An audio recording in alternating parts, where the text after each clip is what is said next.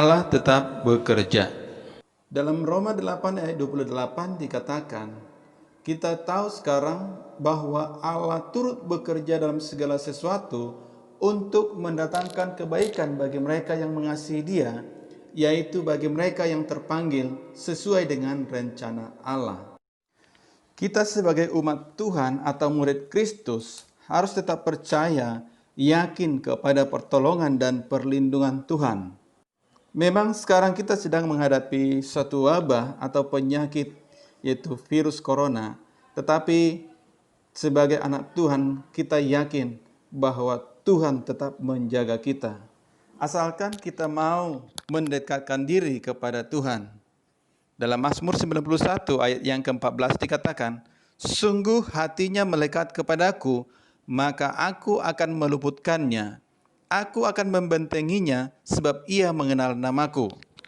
Makanya kalau kita dekat dengan Tuhan atau mengenal nama Tuhan, maka ayat 7 dikatakan, walau 1.000 orang rebah di sisimu dan 10.000 di sebelah kananmu, tetapi itu tidak akan menimpamu.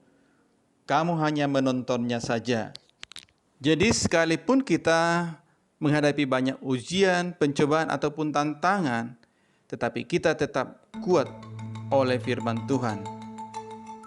Dengan keyakinan akan firman Tuhan tadi, tidak ada yang namanya kata putus asa. Paulus adalah seorang pekabar Injil yang gigih. Untuk mengabarkan Injil, ia banyak sekali mengalami rintangan dan cobaan, baik dari dalam dirinya sendiri berupa penyakit yang dideritanya, dalam 2 Korintus 12 ayat 7-10, maupun cobaan dan tantangan dari luar dirinya berupa berbagai kesulitan dan penganiayaan yang hebat yang harus ia alami. Dalam surat yang ditulisnya kepada jemaat di Korintus, ia menulis, aku lebih banyak berjeri lelah, lebih sering di dalam penjara, didera di luar batas, kerap kali dalam bahaya maut. 5 kali aku disisa orang Yahudi, setiap kali 40 kurang 1 pukulan. 3 kali aku didera, 1 kali aku dilempari dengan batu, 3 kali mengalami karam kapal. Sehari semalam aku terkatung-katung di tengah laut.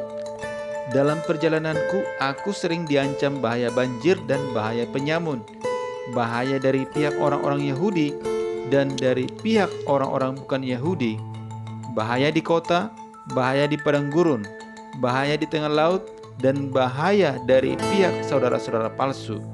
Aku banyak berjeri lelah dan bekerja berat. Kerap kali aku tidak tidur, aku lapar dan dahaga.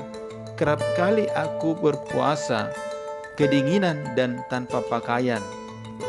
2 Korintus 11 ayat 23b-27. Bisa dibayangkan betapa beratnya perjuangan pelayanan Paulus.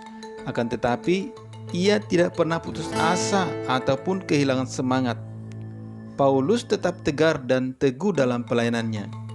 Apa yang membuatnya demikian? Tidak lain karena Paulus sangat merasakan bahwa Allah turut bekerja dalam segala kesusahan dan derita yang dihadapinya untuk mendatangkan kebaikan bukan hanya bagi dirinya, tetapi untuk banyak orang.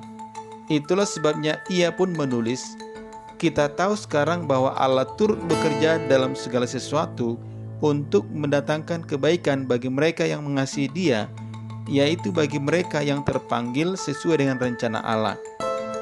Dalam segala sesuatu artinya, dalam segala keadaan, baik dalam keadaan suka maupun duka, baik dalam sukses maupun gagal, tidak hanya ketika hidup kita senang dan berkelimpahan, tetapi juga ketika hidup kita menderita dengan rupa-rupa masalah dan pencobaan, Allah bekerja dalam semua keadaan itu untuk mendatangkan kebaikan.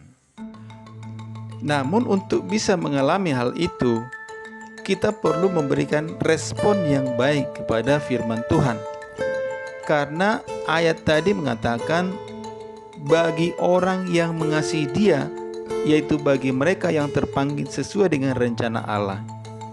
Jadi agar Allah bekerja dalam segala sesuatu untuk mendatangkan kebaikan kita, maka kita juga harus aktif, tidak boleh hanya berpangku tangan, yaitu dengan sungguh-sungguh mengasihi Allah dan mentaati firman-Nya.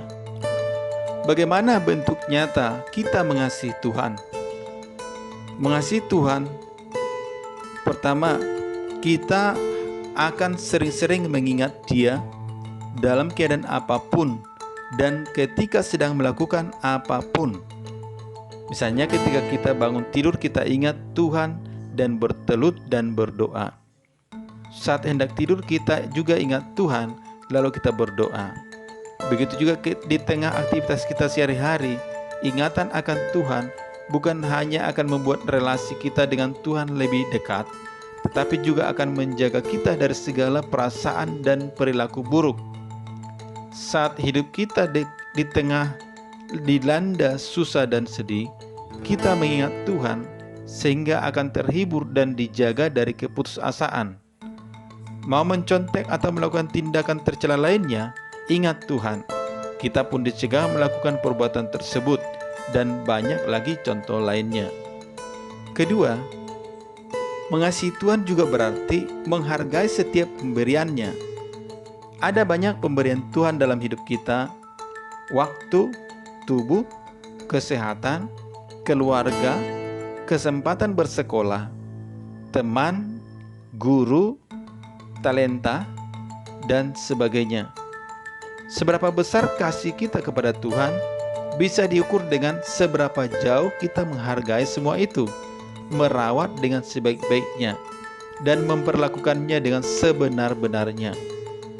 Maka salahlah kalau kita berkata, "Tuhan, aku mengasihimu," tetapi kita terus menyia-nyiakan waktu dan talenta kita, sembarangan dan tidak peduli dengan tubuh dan kesehatan kita, tidak menghargai keluarga dan orang-orang lain di sekitar kita.